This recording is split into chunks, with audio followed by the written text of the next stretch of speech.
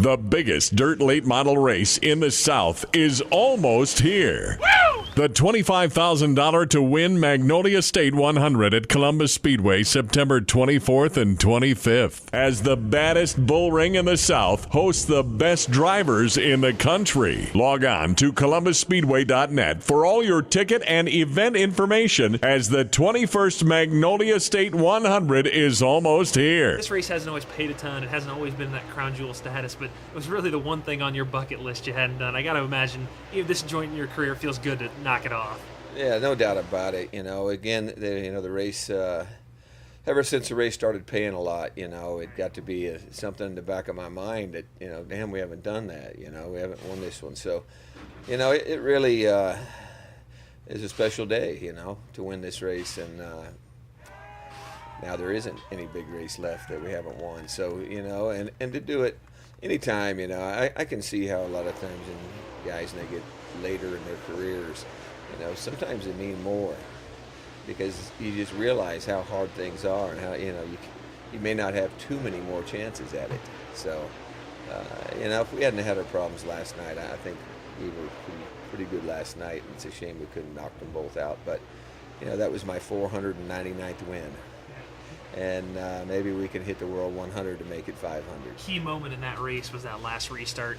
Don had been running the cushion, like you said, in victory lane. Just talk about that conservation battle at the end and what happened on that last restart there. Well, whether or not, I guess his tire was going down maybe a little bit. But again, I elected not to run the cushion as hard as, he was really dependent on it a lot. And we could pull down in the racetrack and run on him, and I felt pretty confident I was going to be able to get him, but you just never know, so sometimes running those cushions pays, you got to pay a price, and that's what happened. 100 laps here is really takes on a different meaning than 100 laps at a lot of other places. What are you trying to do, especially with all those cautions? What is the strategy there? There's so many circuits under the yellow and not under the yellow here. Well, I tell you what, that's one thing about this racetrack. It's one of the more, if not one of the most demanding racetracks.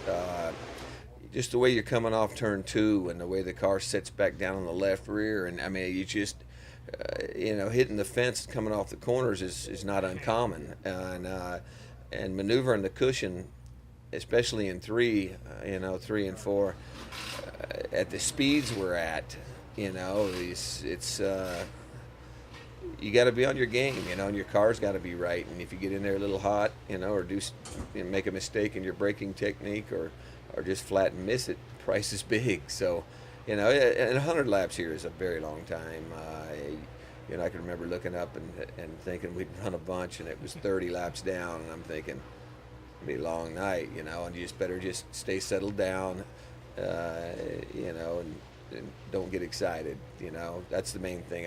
I try to not get too excited and let the race unfold, and then race the last 20. Lap traffic here too kind of caught you up there early in that race when Don was able to get by you. Lap traffic's also sort of daunting at this place. Talk about that a little bit if you could. Well, when Don got by me in lap traffic, again, we're leading the points, and the only way that I think we can get beat is to have a DNF, and to just go racing into lap traffic with a little bit too carefree an attitude is not a smart thing to do at this time, with the championship here.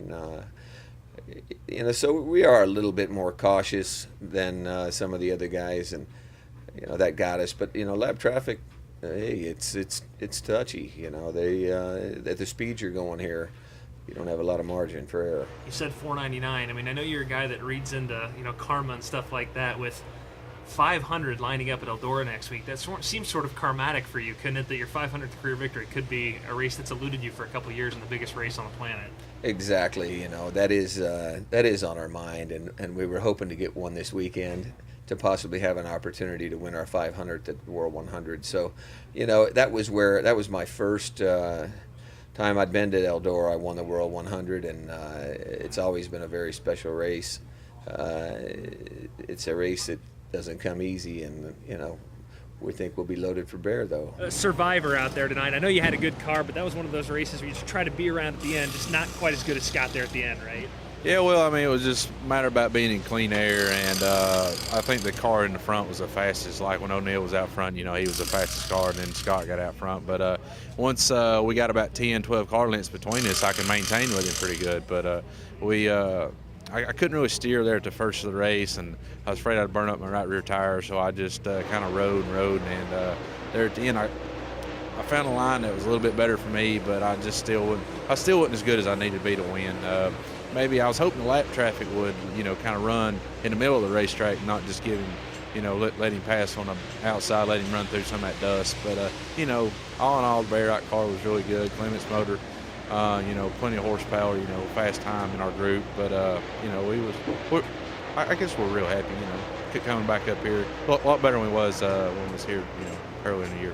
You've run 100 laps places before, down south, Eldora, Batesville, but 100 laps here sort of takes on a new meaning, doesn't it? Just talk about the daunting task of a big place like this in 100 laps, especially with all those cautions. Yeah, I tell you what, before that first caution come out, I was hoping they was counting laps down when they had like 30 on the board. It felt like we'd run 50 then. But in the corners, you would think that you'd get a rest down the straightaways, but the way the cars are and everything, man, you worked harder down the straightaway trying to keep it straight than you did in the corner. So you kind of took a break once you got there. But I mean, it's real demanding on you for sure. Sort of a wild night for you, Steve. You charged your way up there. You were in the mix. You kind of fell back. You got back in the mix. Give me the Steve Shaver assessment on the 42nd Hillbilly 100. Well, we knew starting 12th, or actually we were supposed to start 14th, but Davies got penalized. We ended up 12th. But, started out, our strategy was to take it easy and try to maintain our tires, and we were really worried about the fuel mileage. And we were just trying to take it easy, and we were worried about the fuel. We had a small fuel cell, and the car felt so good it was almost hard to take it easy. We started ripping off some good laps and passing some good cars, and just seemed like felt like it should have been lap 60, and looked up on the scoreboard at one of the cautions, lap 30. So we were just tried to take my time. And you had been almost unbeatable at this place lately. Obviously, the competition level a tick better than it has been this weekend. But do you walk away disappointed not winning here because you've been so good lately?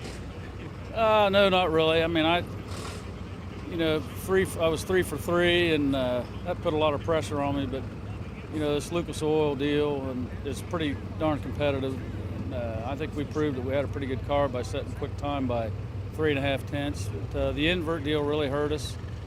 We had to run the car a little bit harder than we wanted to, in the first part of the race, and ended up damaging a couple things on the car during the race. But we salvaged a good third-place finish. I think you probably know the first question I'm going to ask you. I feel like a broken record, but here we are in one of these 100-lappers again. You have the lead for a long time. Just talk about the disappointment of being close again in this one.